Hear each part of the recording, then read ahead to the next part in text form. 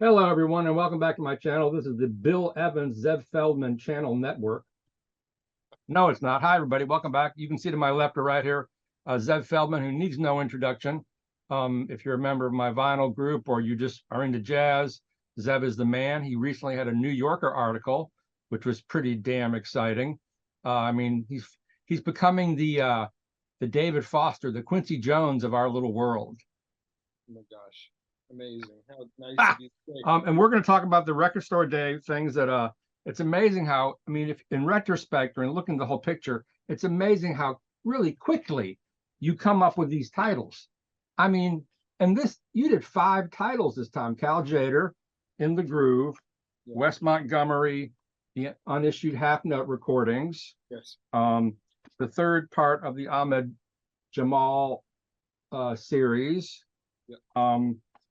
And this amazing Bill Evans record. This is such a great record. It's might be my favorite of all the Bill Evans records you've done.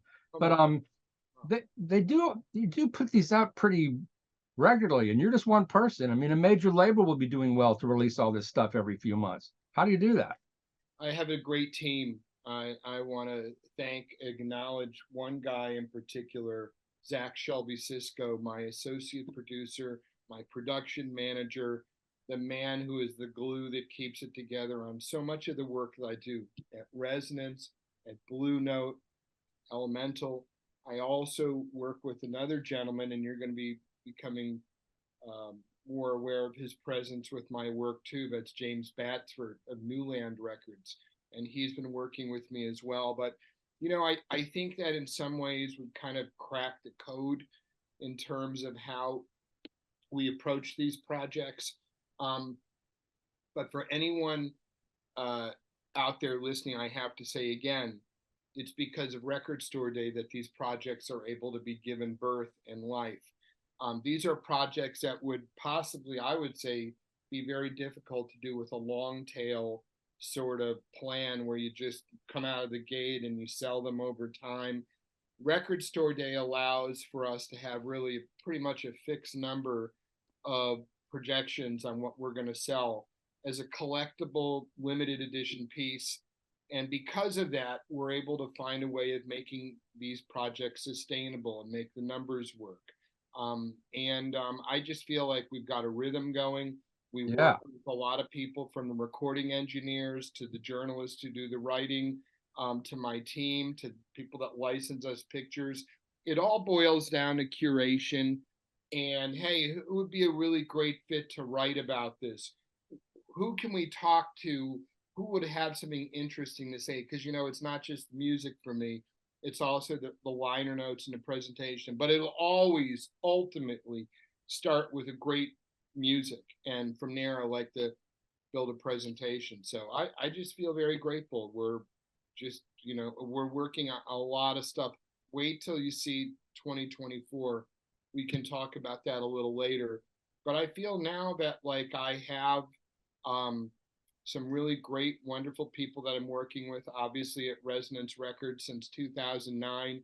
George Claiborne's the guy that taught me how to, well, allowed me to go out, trip and fall over and get myself up and learn over and over how we talk about these, we approach these projects, these releases.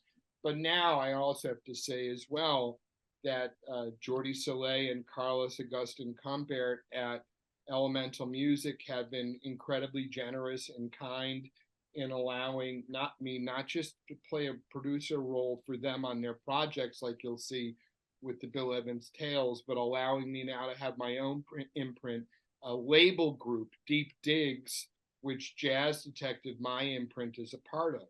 So I'm like in a really incredible creative zone right now, and it's because of the generosity of these individuals that we've been able to make a lot of people happy with great music. I mean, You got it. Yeah, you've really got it down to a science. And I think this is maybe one of the best record store days ever.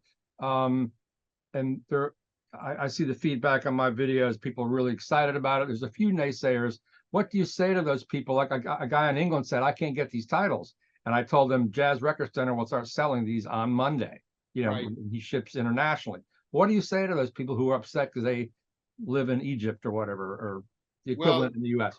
yeah, we have this wonderful thing called Discogs, but where the independent brick and mortar stores are selling worldwide. But it's just simply not true. We have worldwide distribution on all these releases. Oh, I have to throw the ball back into the court of your, where your shops are ordering from. And there are some global customers here like Alliance Entertainment and Virtus and other individuals, or Pias, that our European one of our European distributors. The product's available, but I have to really say, first and foremost, that we really appreciate everyone's patience, because this allows this to happen. Looks like we're going to pretty much ship sold out on most of these titles. the great titles. And they're made for the fans. But you know what? I empathize, and I know that it can be frustrating. And I want to speak to that customer and just say, please hang in there with us. But it's a global marketplace now, and these releases, they are for the collectors. And I just hope that people, will, you're welcome to reach out to me as well on social media. I always try to do the best I can. But if you peruse Discogs the day after the event, you'll find the indie stores selling what they have left over. Let's support the brick and mortar shops first. That's what this is for. But are they at scalper prices? I've never looked at that. No, actually, it's not. That's not always the case. And I think in some ways that's gone down. You're going to find some selfish bad apples that always want to spoil a bunch, but it's not the case. And they're respectable brick and mortar retailers that are selling it at suggested list price. I'd like to say that I think that those folks outnumber the scalpers, but we need everyone's support. We can't do it without everyone. And I know that people line up early and they, they jump through a lot of hoops, but it means a lot to us. But it's because of them these projects can come out in the first. And when they're gone, they're gone. The only one you've reprinted is Some Other Time. I think I'm right. So when these are gone, they is done. They are done. These are record store day exclusives, so I need to be able to get permission from them to put this stuff out. Again, if we choose to, but it's not supposed to be like that. It's supposed to be collectible. And that's really the gist, that's what it is. It's but it's an important collectible piece of art. Hey, look, most of these are hand numbered. I've been very outspoken about this before, but I want people to feel like they're getting a signed lithograph. You're really in on something very special by supporting these releases. And not to mention, it's chock full of a very full experience of music, but also insightful commentary, liner notes. It's great photographs, great memorabilia. Yeah, we design it by nature. I want people to be able to take these off their shelves repeatedly for repeat listens. It's not supposed to be one time and put it away. And I feel that a lot of his music, all of his music, it's timeless, in different ways, and there are different stories to tell about each one. And do they all ship now with the vinyl outside of the jacket? For the most part, we like to do that. That's great. Where we can. A couple of them, the Tjader and the Ahmad Jamal, are not like that. They come sealed from the plant. But you know what? But we make those considerations where possible, because we don't want to have split seams. We all know what happens. We've had enough opportunities to fall down, make mistakes, and get ourselves up again, But does it boil down to the pressing plant, whether or not they're outside of the jacket or not? We give the instruction for that to happen. So usually that's the case, but it's happened the other way before too. But we generally like to make those considerations. And I think the only place you can buy these in New York City is at Jazz Record Centers or somewhere else. Rock and Soul, do they have it? Participating record store day brick and mortar locations. There is a website for this which will list all of the stores. There are some others in the New York tri-state area as well. If Princeton you Record Exchange, code, you can put it by your zip code, I believe, and it'll bring it up. So okay, let's talk about. This one, it's a single disc. It's two burning trios. It's Evan's in top form. The musicians are in top form. There's a lot of soloing, trading of fours.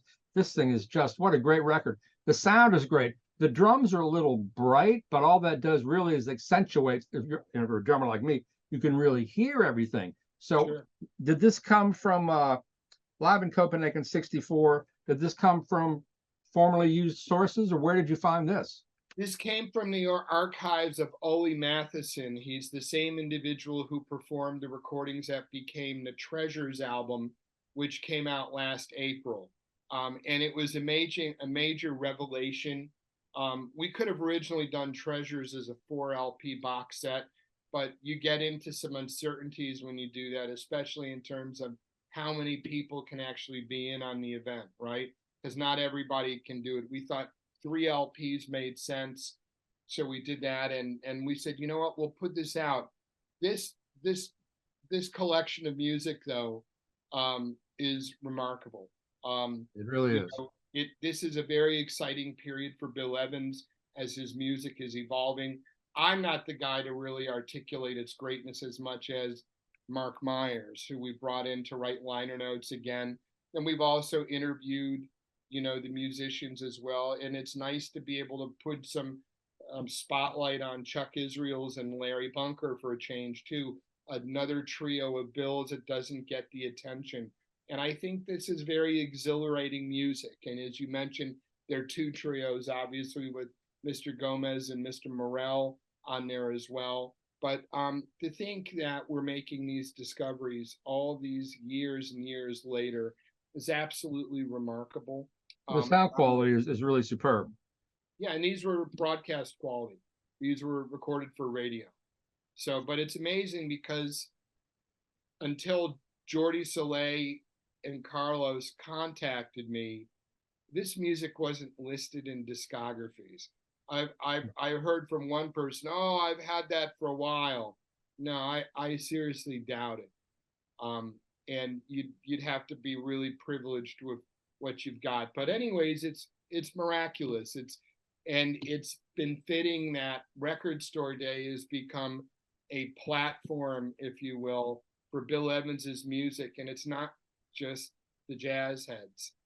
It started as something collectible and something that looked really awesome in the packaging. And yeah, we've been cross-pollinating, if you will, with a different audience, even younger and people that aren't your atypical jazz fan. So I'm really excited. The mission continues, and it's great music to celebrate Bill's legacy with. How many more sessions does Ole Matheson have? That's a very good question, but for Bill Evans, we tapped out right here. Really? Yes. Really? So there was 4 LPs worth of material. That's pretty good amount, 4 hours approximately. So I thought it was quite a find for us. And again, Jordi Soleil and Carlos Agustin are the gentlemen that brought that to me, knowing that I had been working with the family for so long. Look, we did Behind the Dikes before that too, because we were able to access those tapes, which had been bootlegged a bunch of times. But it's very exciting when we get a chance to do things legitimately, taking a tape and turning water into wine. Pardon the cliche, but it's the truth. We acquire the intellectual property rights, the performance rights. We even deal with the record label if it's necessary. We pay the musicians and we pay the publishing. And guess what? It doesn't happen with all record labels, especially a lot of folks in Europe and certain parts of this world. But the point is, Elemental Music's been doing things the right way. They've been empowering me to go out and bring these projects to life. And I couldn't be more proud of the great work that we've done together. So, hey, long may we... You say there are 4 hours of Evans left. What are the 4 hours you're referring to? Well, the 3 hours worth that are on the Treasures album that came out last April. And then you have approximately an hour here for Tales. Wow, that's it. That's kind of, we're so used to like you coming up with this stuff, Zev. There must be more. There's other stuff. But you got to hang on. We will. One release date at a time. I really, you know, I read, I went through Discogs yesterday and or Wikipedia, and Cal J recorded almost 100 records.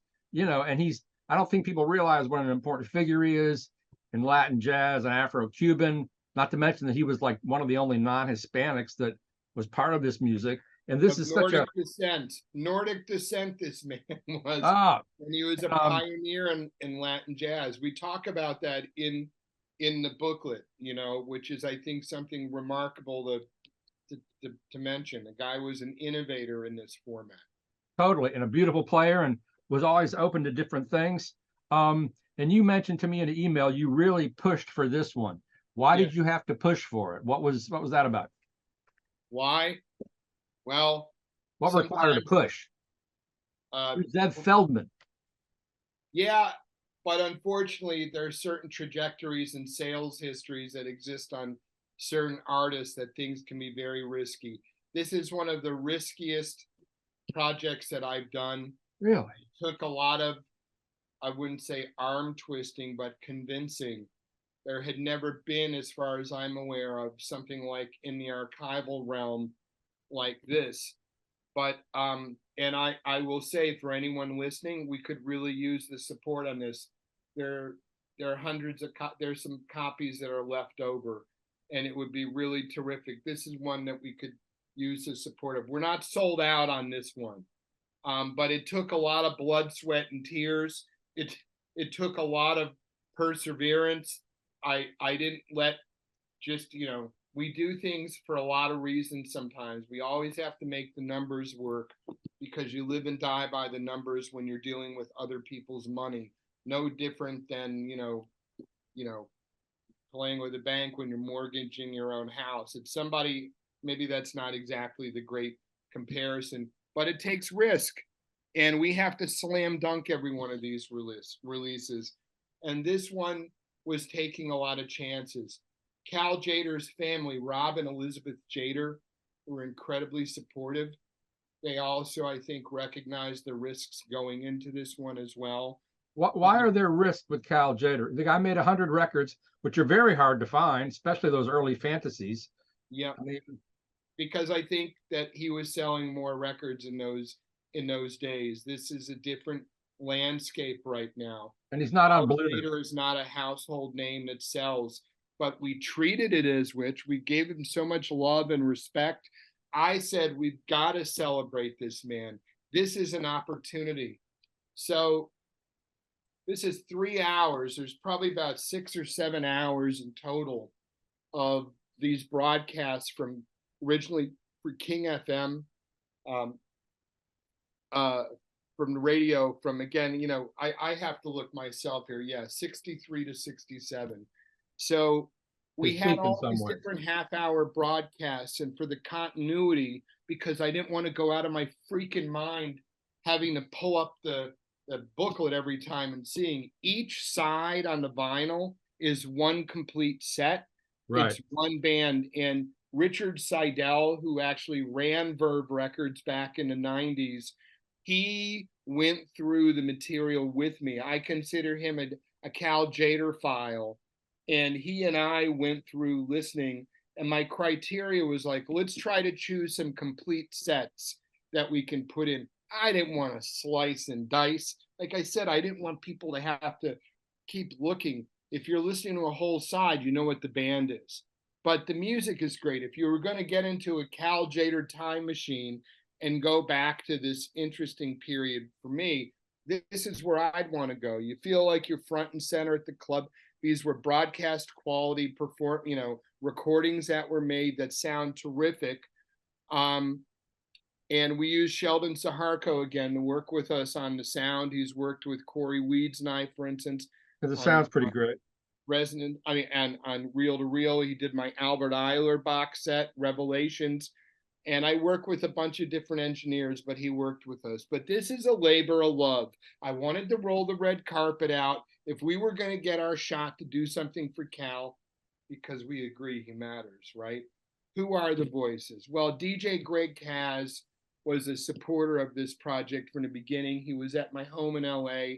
I let him know about the Penthouse archives, and I already had earmark these recordings to put out eventually, whether it be Resonance or one of the other labels that I work with. And I was starting my own label at the time, last year, and this fell into the, into the purview of what I'd like to work on for my Jazz Detective label.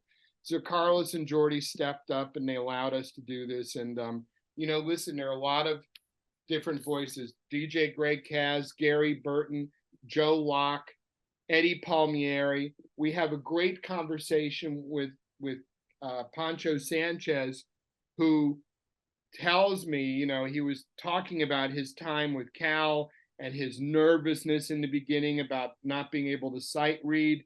And what did Cal say to Pancho? Hey, man, just catch the groove. And I thought that was one of the most poetic things. So we nabbed that for the title. But again, it's an incredible amount of curation that's gone into this. If people are going to put down their hard-earned money, there's a lot of things they can spend their money on. I wanted to build a great experience, and I wanted to toast this man who has continued to inspire so many. Obviously, as you mentioned, with all the records that he's made. But this is great. This will show you all these great different recordings made between these years, and you have a whole half-hour broadcast on each side. And again, everything also, as you know, with me, has a CD and a digital release as well. But I'm very proud. I had to fight really hard for this, and I hope we can sell this one out. There's just a little bit of left. There's just a little bit of copies, some copies that are left over. But anyways, I really appreciate the love for Cal Tjader. What I think is interesting is on each side, it starts out with a standard, and the band is playing kind of in a standard mode. But then halfway through each side, sometimes they're even doing the musicians' tunes. They kick into a real Afro-Cuban burn, and you can really hear the mastery of these guys. And people like Armando Peraza and Johnny Ray. I don't know much about him. He plays jazz kind of straight, but boy, when they're playing the Afro-Cuban, he is on fire. And the different musicians have their own tunes. So each side has just like standards kind of stuff, which is a little loungy, but then bam, it really kicks in, and you can hear that real mastery those guys have, which is pretty rare today. Yeah, I mean, and Armando Peraza obviously went to great heights playing with Santana, amongst others. But look, these are Cal's working bands at the time. No surprise, a lot of these musicians, they're all West Coast based. Right. They were going up and down the coast probably a lot. But we've got Claire Fisher in there. There's Montgomery on bass. You have a great variety of different musicians, and it gives you all these different tastes. But it was important for me that we didn't chisel it all apart. Right. And I thought that was important. I'm really grateful to Richard Seidel for his insight and sharing it, and having to listen with me on this. But it's great. I'm like a dream, literally like a dream. When you go in with the idea and you see how it comes out, it's very exciting personally. And I love this album cover artwork that the great Burton Yount designed. Again, he's my it's a beautiful cover. The West Montgomery is beautiful cover art. I love the photo taken down on Hudson. I mean, I walked that that's basically right before the Holland Tunnel, and right across the street from where the Jazz Gallery was until a couple of years ago. Well, tell me, I asked you the sound quality of this. I like what Norman Maslow said. It's an archival quality. The guitar is the loudest thing. You can hear everything. The guitar sounds really big. But I think this sounds different than the commercial Wynton Kelly and West at the half note. Am I right? The verb. It does. It does, because that was a professionally recorded album with the intention of being released. And obviously Smoking at the Half Note's one of the most important recordings of its era. This was a different session or different recording? These recordings were made in the same period. So Alan Grant, for his ABC Radio and Armed Forces Radio Network program, Portraits in Jazz, even after the music was captured for Live at the Half Note, for months, for Smoking at the Half Note, for months afterwards, that band continued to do these performances. at the Half Note Club that were captured. And this is very important in terms of Wes's discography, because this is arguably some of the most elastic, stretching out recordings that Wes has ever done. You hear Yeah. him taking a 7 to 8 minute guitar solo. I'm The kind of sorry, impressions, that's amazing. but it's more than just that. We hear him playing on the vamp. We hear it's elastic Wes. It's stretching out to great heights, which was never captured on any other recording. Not at Subo's, not at Smoking at the Half Note. We hear extended soloing, really painting the picture of what it was like to see Wes Montgomery live in that period. And we brought, back Bill Milkowski, legendary author and jazz journalist and guitar specialist and aficionado, to weigh in on these matters. And we also had a chance to speak with some great folks, Ron Carter and Herbie Hancock. I was like, why doesn't anybody talk with them enough about Right. Wes? I want that on the record, right? So we were able to, very fortunate, they were generous with their time. We also spoke with Bill Frisell and Mike Stern, and they all had a lot to contribute. And then we spoke with Marcus Miller about his cousin, Wynton Kelly Trio, who he has some very vivid memories as a young child knowing him, but they were related to each other. Oh, really? They were cousins? They were cousins. Wow. But these recordings, let's talk about something else, okay? And that's the fact that there had been some gray market releases where the musicians were never paid, publishing was never paid, and this music was floating out there in a lot of different places like YouTube and BitTorrent sites and the like. So this was a chance for us to recapture the copyright capture the copyright for the Montgomery family and to do something official. We knew how important it was. And I have to acknowledge someone that we must speak about. His name is Matthew Luthans. Matt Luthans and I have been working together on a host of projects lately. Matt is one of the great recording engineers. He is with the Mastering Lab. He works with Kevin Gray at Coherent Audio. He works with Chad Kassam down in Salinas. He worked with us on our Grammy-nominated Nat King Cole Hitting the Ramp box set, and he's amazing.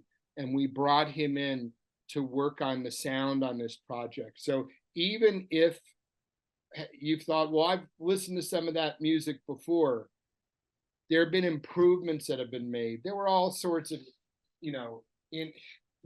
just things, whether it's dropouts or things that I can't fully articulate. Read Mr. Luthan's notes, but we really tried to make some enhancements on top of what had been out before. And if you don't know this music, you really owe it, especially if you're a Wes Montgomery fan. This is the most swinging Wes Montgomery, I think, on record. And there's a reason why it's called Maximum Swing. So again, Resonance Records, our 7th project with Wes Montgomery's family. Extremely proud about it. It's really, really. Yeah, and it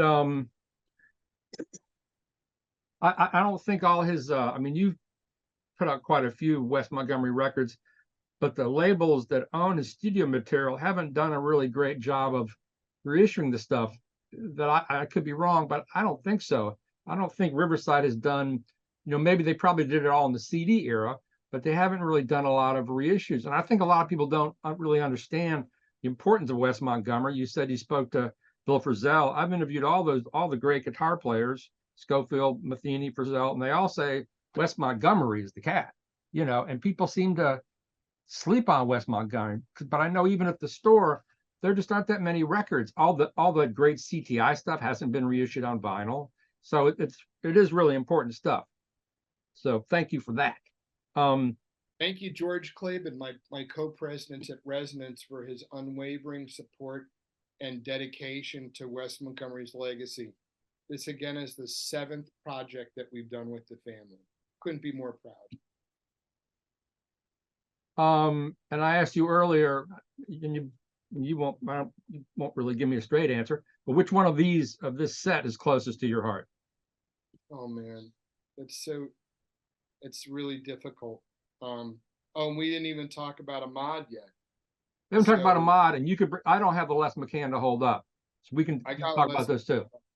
I I think in terms of, I like them all. Tjader was very meaningful. Tjader doesn't get discussed a lot, but how the heck do you turn an eye, and look away from Wes Montgomery and Wynton Kelly trio? And I told you, Burton Yount did the Tjader. John Sellards designed this album package design with help from Gordon G for the interior. These are all guys that do an amazing job. People, you ask me how does it get done? It's really because of the team of people involved. So yeah, amazing what's going on. I have to pinch myself. Unfreaking believable. I'm a. I mean, I like his early records on Argo. Yep. I kind of lose steam after that. Tell me why this is important. This is the third one of Yep. a 3 LP series. What's important about Ahmad Jamal? What's important about Ahmad Jamal is that these recordings are captured primarily during an era where there was predominantly studio recordings being made. It gives you an idea of what was going on the bandstand. And these recordings here from 66 to 68 are especially important because it's bassist Jamil Nasser and drummer Frank Gant. And that was Ahmad's longest working together trio, although they played with each other after that off and on. But Ahmad is a pioneer of the piano trio. He is more than just a pianist. And these recordings capture him in a very holy grail period. And I'll tell you, working with Mr. Jamal, this was the last project that he and I had a chance to work on. Oh, wow. The last project that he worked on before he passed away. Wow. And Mr. Jamal, I want to say this with all due respect, he was a gentleman who did not always like to look backwards. Like a lot of artists, I think of some names of some individuals we can all think of that are all about looking straight ahead. Yeah. But when Ahmad heard these recordings, he was taken by them because I think he looked back and it reminded him of his younger self, and he's strong. I mean, this is really wonderful music.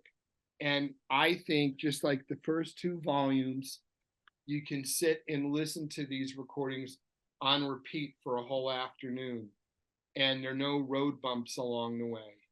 And it's just incredible piano trio recordings. This is just all about the Ahmad Jamal experience. And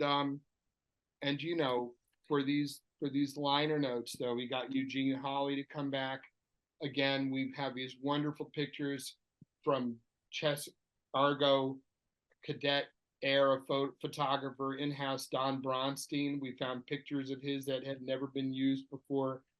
But for this volume, we talked to Ahmad again, another essay where he's explaining his background and take on his recordings. Pianist Joe Alterman wrote a statement as well. Statements from Les Mccann, Emmett Cohen, Monty Alexander, and he's with us. I had to talk to Marshall Chess of Chess Records to say, can you talk about this man? And we had a statement of his that's in each of these packages. Wow. So I think it's the holy grail of Ahmad Jamal, and we're really proud. I'm also wanted to thank everyone for their support of the first 2 volumes, which won the critics poll and the international readers poll for Downbeat magazine this year, which was very remarkable. I wish Mr. Jamal could see this. I spoke at Mr. Jamal's memorial service in New York a few weeks ago, and something that I remarked about was how, thanks to our unbelievable publicist Anne Braithwaite, these releases have been kind of a whole, I won't say a renaissance. It's a reminder. It's a refocus. It's to remember this man by this music. They show him at his very best. But with the release of the first 2 volumes and now this, it's become like a virtual, it was an amazing send-off for him, a virtual parade with a lot of love from a lot of different members of the journalism community that had a chance to really express in the words what he means. And, when we talk about Ahmad Jamal, we talk about space in the music. We talk about the way that he had his take. When you listen to this Ahmad Jamal recording, I swear I'm going to say to myself sometimes, if I hear another version of Misty, I might want to jump off a bridge. I'm Totally. kidding, of course. But when you listen to him play it here, he reimagines it to be something totally different. He makes it his own. He puts a groove on it. And it's really It wonderful. puts a groove on it. I need to check that out. Yeah. Do you have a Les Mccann to hold up? I don't have it. I do. Oh, good. Right here. So this is Les Mccann from Coast to Coast, live from Coast to Coast, 1966, 1967, called This Never is a not Dull from the Penthouse. These are recordings that are from the Penthouse in Seattle in 1966. You can see we have one album cover inside. And then we reimagined also the Village Vanguard in New York, 1967. I love doing, this is really amazing. Les Mccann recorded at a period where he was on top of the world, one of the pioneers of soul jazz and piano and a groover, and he embodies all these different elements, R&B, blues, gospel, soul, and he tied it in a knot with these incredible piano trios. And he was a very big crossover artist. He had that record with Eddie Harris called Swiss Convention or something like that. Swiss Movement, which was an enormous seller. Yeah. It's one of the biggest selling jazz records of all time. Of course, doing the vocals on Eugene McDaniel's Compared to What. Right. And hey, man, that song I think even went into Casino. Some people might have even seen it. Right. But when I was a little kid, my sister, who was 5 years older than me and listened to like all the early hippie music, she had a copy of that and played that as well. That was a huge crossover record. And another artist whose records are very hard to find now. Not to mention all the stuff he did on Pacific Jazz. So this definitely fills a hole, I would think. Well, Les Mccann is an amazing artist. Now, he is a total Renaissance man. He is a pianist. He's an A&R guy. He helped discover Roberta Flack, for God's sakes. Is that right?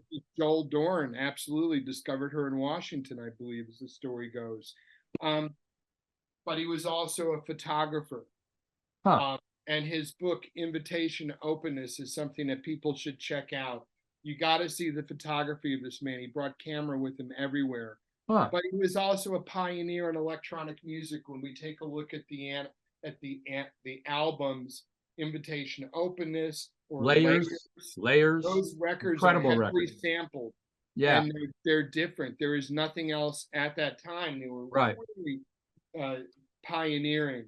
But this is a great man who's still alive with us, who needs some love. He needs to be celebrated. Let's do it while they're here. That's and great. I had the good fortune of working with Alan Abrahams, who is Les's guardian, his best friend, his manager. But again, these recordings come from the Penthouse Club in '66, and then in '67 at the Village Vanguard. The Vanguard recordings were recorded by my boss, George Clavin, back in the day of his Crown 2-track tape recorder and his Ampex mixing board. He'd be at the opening night of Thad Jones, Mel Lewis at the Village Vanguard. He would be seeing Bill Evans at the top of the gate. He captured Jimmy Jufrey. A lot of stuff that's come out. And George was an amazing engineer. He still is. He works with us. Residence. He's my mentor, my friend, my rock. And it's really wonderful to be able to bring these out and to work from the original tape reels, which George had. Amazing. So Les Mccann, there's never a dull moment with him. Listen to the music. Strong piano. And I'm telling you, before you know it, your knees gonna start bouncing up and down. Right. And it's really fun, exciting music. So how many more records do we have coming from the Penthouse? Well, that's a good question. There is a variety of projects that are in different stages in the works, and there are some more things that I'm working towards right now. I want to keep everyone in surprise, in suspense, so to speak, a little bit.